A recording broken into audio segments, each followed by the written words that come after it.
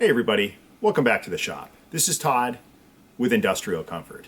In today's video, I'm going to show you how to take an extra piece of scrap wood like this, use your lathe to create a beautiful salt box like this with a magnetic lid.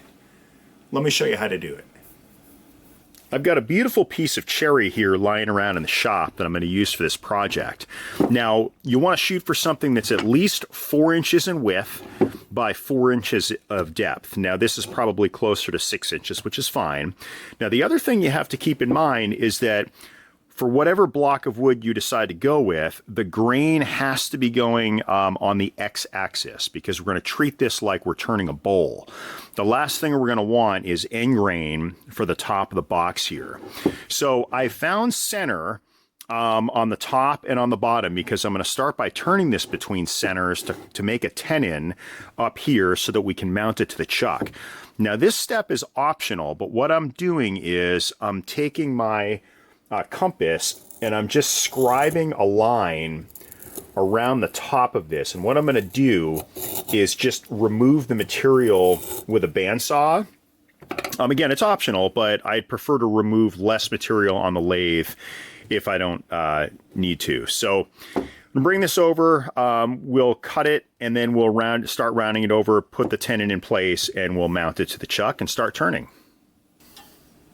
I spared you the details of kind of shaping this out on the bandsaw and then cutting the tenon.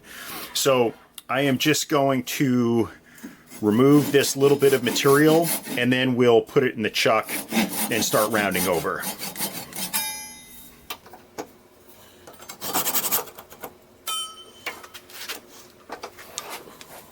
Okay, with the blank now in the chuck, I'm going to use my roughing gouge to just round everything over and make sure it's smooth, and that we have a consistent diameter all the way up and down the blank.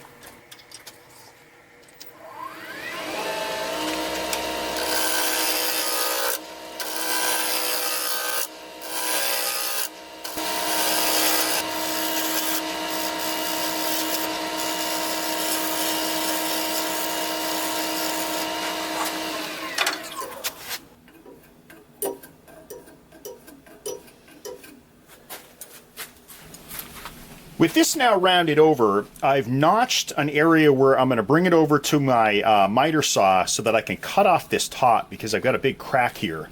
So I'm going to leave the blank here in the chuck so that when I remount, everything is exactly as it was before. So we'll just bring this over the table saw and cut this top off, and then we'll begin to sand and move on to the next step. Now, unfortunately, with this in the chuck, it was going to be way too cumbersome to fit on the saw and make the cut. So I'm going to do it without the chuck. And what you got to do is make sure that you brace it with a piece of wood underneath. And then I just have a piece of scrap MDF that I'm going to use against the back. And that's because we need to account for this rim here that I didn't cut that was close to the chuck. So if you do turn it all the way down, obviously you don't need this bracing, but this is going to ensure that we have a completely square cut. So I'm going to turn on my dust filtration and we'll get this going.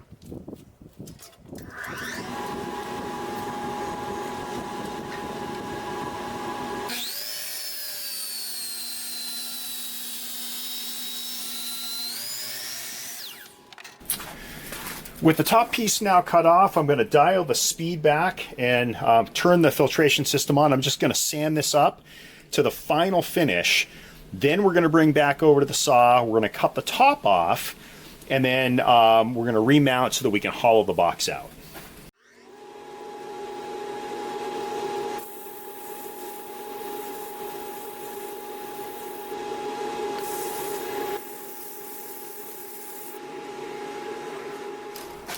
With the sanding now complete, I am marking off a 1/2 inch.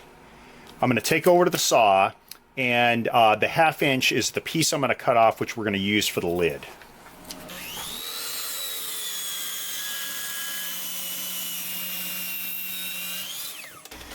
So I want the lip of the box here to be a 1/2 inch. So I'm going to measure a 1/2 inch here. And I'm going to align my my tool rest we'll turn the lathe on and we'll get the line marked all the way around. So what I'm going to do now is use a bowl gouge to hollow out the center of this box. And the reason that I'm using a bowl gouge instead of a box scraper is that I don't want the bottom to actually have a square corner. I want it to have a nice rounded corner so that if your salt runs low or whatever you're using the box and you're using your fingers to take it out, you have a nice smooth surface to pull the contents out.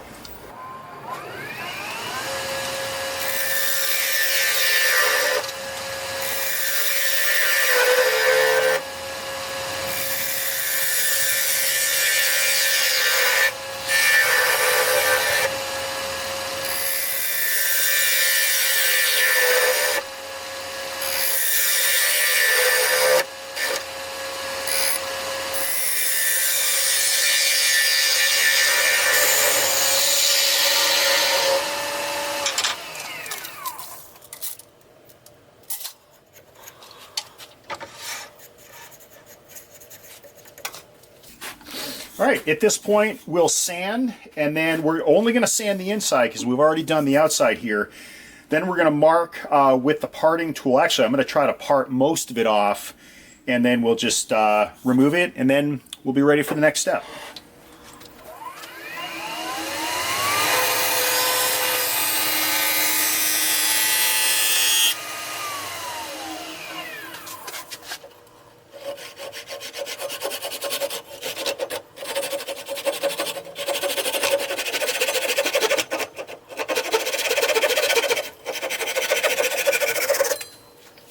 I've taped the top of the lid that we cut off earlier with the bottom of the box that we just carved out.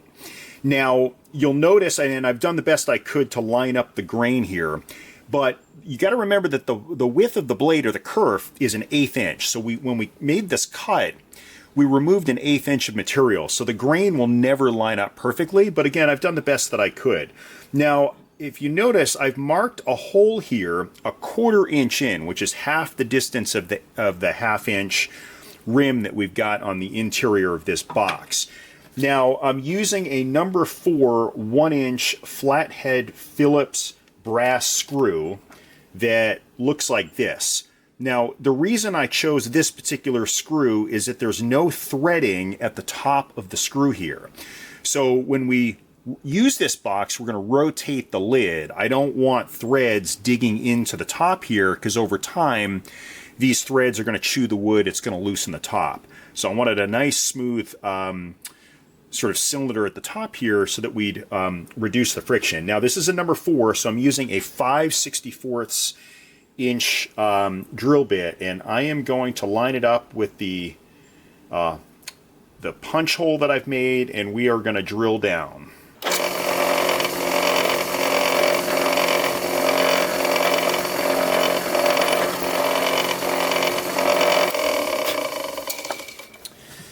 I've mounted a 1/4 inch Forstner bit in the press here, and I am going to follow the same hole that I just made with the 5/64 inch bit so that I can create a pocket where the top of the screw will be nested inside this lid. So I'm going to drill down far enough so that I bury the head of this bit. So I'm going to lower it so I can center it in the hole here, and we'll start drilling.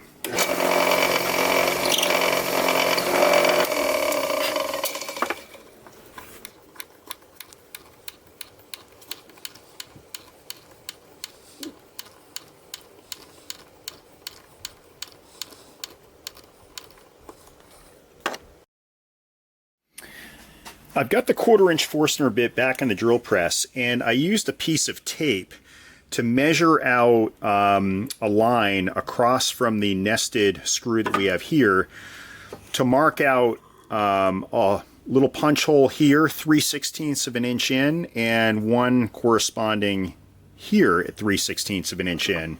And I'm going to use the Forstner bit to drill 2 cavities for these little magnets that I've got. Now, these are about 3/16 of an inch wide, And I'm using this 1/4 inch bit, and you can see that I've marked out with some tape how deep we're going to go to drill this hole. So we'll drill these real quick, and then we'll glue in the magnets.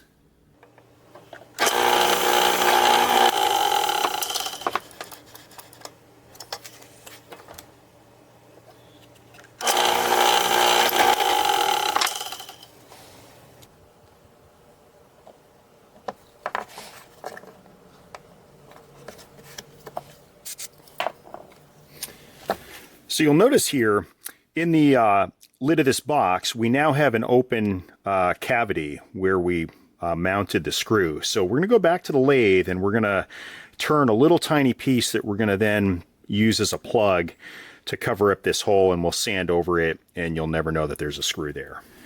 I never removed the excess wood from the chuck, so I'm going to use this to carve out a plug. It's a lot of material to remove, so I'm just going to use my bowl gouge to kind of scrape away, and then I'll probably use my parting tool to, well, I'll probably use the bowl gouge for the whole thing.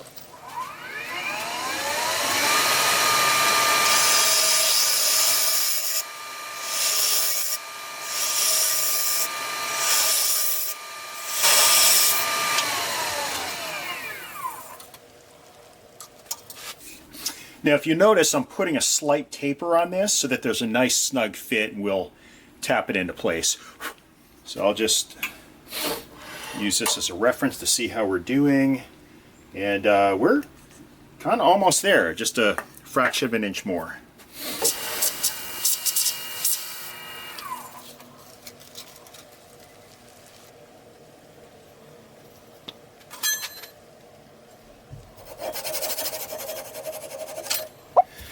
All right, I'm going to use wood glue for the plug. So we'll put a little bit in this hole. And what I'm going to do next is do the best I can to line up the grain so that everything looks natural. Just going to rotate this a bit to make sure that I get glue. Well, I want to make sure I get glue all over the plug so that it has good adherence. All right. So that looks about right. I'm just going to use a mallet, and I'll just put a piece of wood over this, and I'll gently tap this into place. Now, I don't want to split the wood, so I'm going to leave this alone for now. We'll let this dry, and then we'll use a flush cut saw to remove this, and we'll do final sand and put some finish on this thing. With all the glue now dried, I'm going to apply some paste wax to finish it off. And that's how you make a beautiful little salt box with a magnetic lid. I hope you enjoyed the video. If you did, please give me a thumbs up and subscribe. Thanks for watching.